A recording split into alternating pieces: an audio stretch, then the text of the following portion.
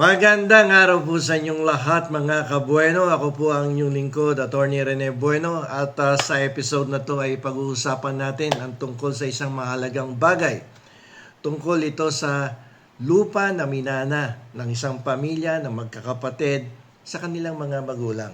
Pero ang masakit nito, nabenta po yung lupa. Bininta ng isa sa mga co-owner. Okay? So mga kabueno, isipin nyo po ito.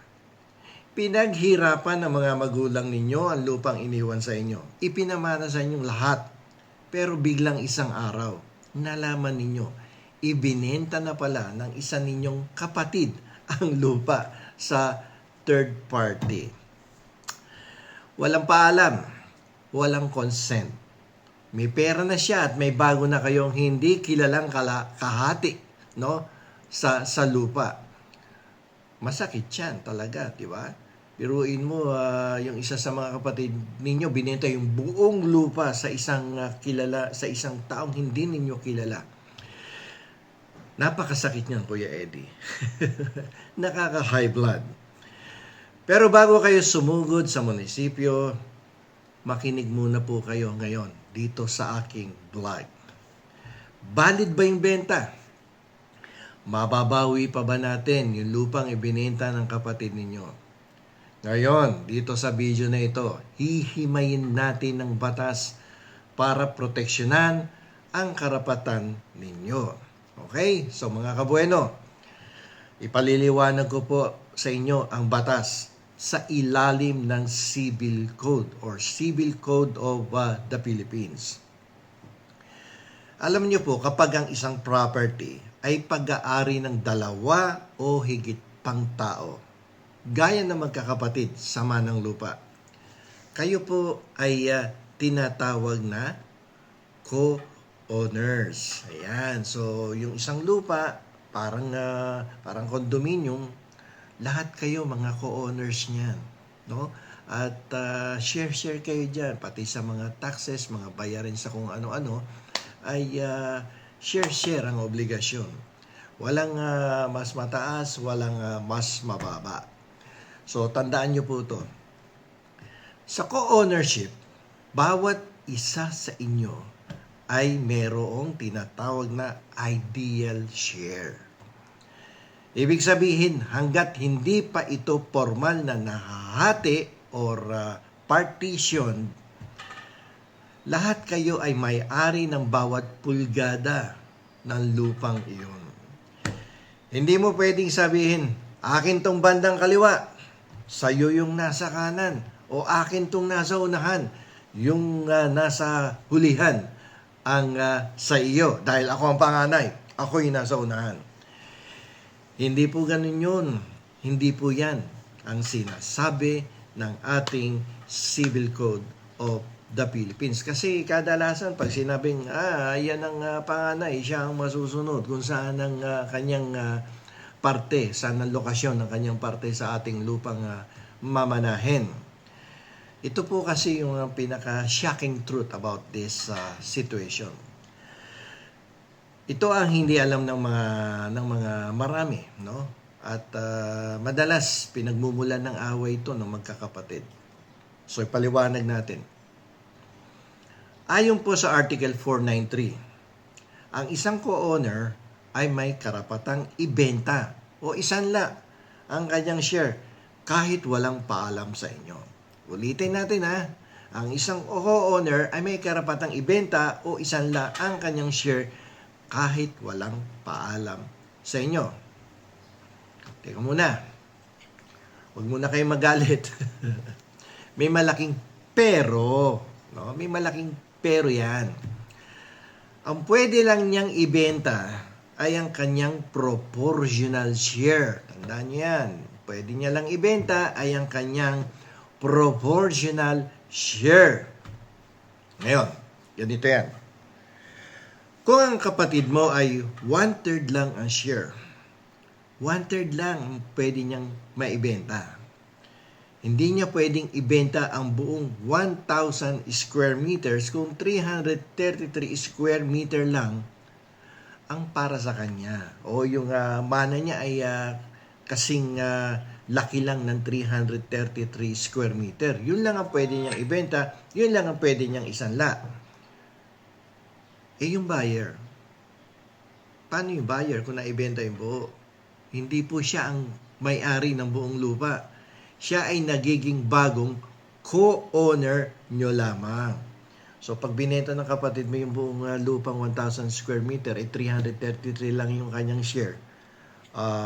Yung 333 lang ang lalabas na naibenta niya.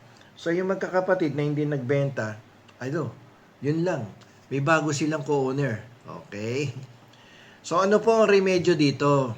Sabi ng magkakapatid, attorney, ayaw namin maging cashier yung estranghero na yan na bumili ng lupa na share ng kapatid namin. Huwag po kayong mag-alala. Ang batas ay hindi po bulag sa damdamin ng pamilya. May remedyo po dyan. May legal remedies tayo dyan. Okay? Ito yan. Dito po papasok yung right of legal redemption. Kapag ibinenta ang share sa isang third person, isang taong hindi kasama sa co-ownership, estranghero, kayong mga original owners ang may priority. Okay? Prioridad kayo. Pwede ninyong bilhin pabalik ang share sa parehong presyong binayad ng buyer sa kapatid ninyo. Okay? So, pero wag niyong tutulugan yan pag naibenta na. Don't sleep on your right. Okay? Kasi may 30-day deadline yan. Tandaan niyo to, meron niyang 30-day deadline. So, wag niyong tutulugan yung karapatan ninyo. No, babalayan, mga kabueno. May deadline yan. Paulit-ulit ako, may deadline yan. Meron lang kayong 30 araw mula nang makatanggap kayo ng written notice mula sa nagbenta para bawiin ang lupa. Like for instance, binenta ng kapatid ninyo. Nabenta na, binigyan kayo notice. Binenta ko na yung lupa. Okay, within that 30 days period from receipt of the notice, kumilos na kayo agad. Within that 30 days period. Ngayon, ito problema. Kung lumipas yung 30 days at wala kayong ginawa, yung buyer na ang tuluyang papalit sa pwesto ng kapatid ninyo. Kaya huwag patulog-tulog saan? Sa pansitan. Huwag na huwag kayong matutulog sa pansitan. Delikado yung natutulog sa pansitan at mawawala ang inyong karapatan dun sa naibentang share ng kapatid ninyo. So, ganito ang solusyon dyan sa partition. Kung ayaw nyo na talaga ng gulo at gusto nyo ng malinaw na boundaries, ang sagot ay yung partition. Mag-file ka ng petition for partition. Yan po ay nakasulat sa Article 494 ng Civil Code of the Philippines. Okay? Kasi alam nyo po, walang sino man ang pwedeng pilitin na manatili sa isang co-ownership habang buhay. Pwede kayong mag-usap ng maayos. Ito yung tinatawag na extrajudicial settlement. O dumaan kayo sa korte. Ito naman ang tawag dito, judicial settlement. Pero alam nyo, magastos yung judicial settlement. So doon kayo sa extrajudicial settlement. No? Kayo lang mag-uusap. Wala nang husgado.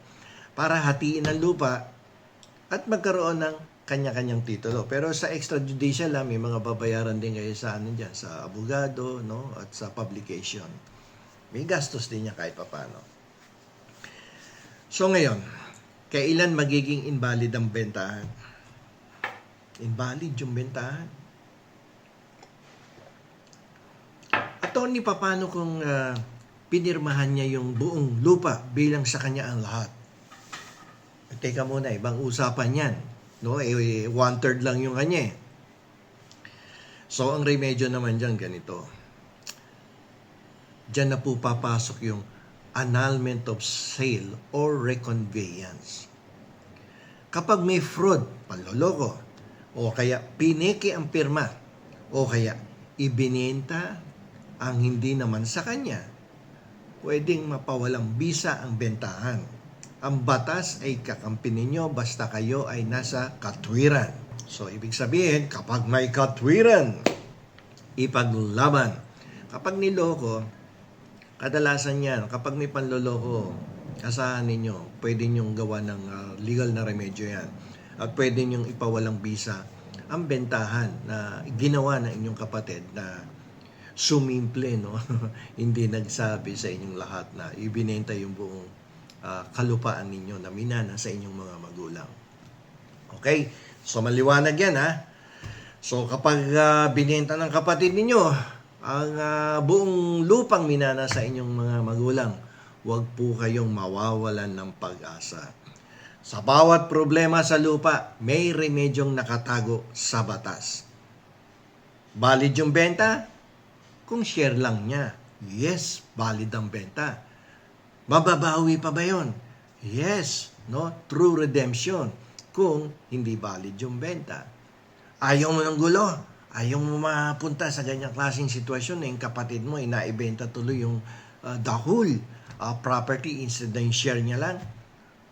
Mag-file ka ng petition for partition sa husgado. Okay, so yan yung walang gulo. Petition kagad for partition. Sabi nga natin, mga kabueno, ang kaalaman sa batas ay kapangyarihan. Kung may katulad kayong sitwasyon, kumonsulta agad sa abogado para hindi kayo mapag-iwanan ng panahon. Okay? So kung may tanong pa kayo tungkol sa manang lupa, mag-comment po kayo dito sa ibaba. At baka yan na ang susunod nating talakayin dito sa ating YouTube channel. Pero bago kayo umalis, mag-like muna kayo at mag-share para malaman din ito ng mga kamag-anak ninyo, ng mga kaibigan ninyo, at makaiwas sa mga legal na problema. So hanggang dito na lamang po, hanggang sa muli, ako ang inyong attorney Rene Bueno, nagpapaliwanag para sa inyong proteksyon sa ilalim ng ating batas. Attorney Bueno, law and beyond. Learn the law, know your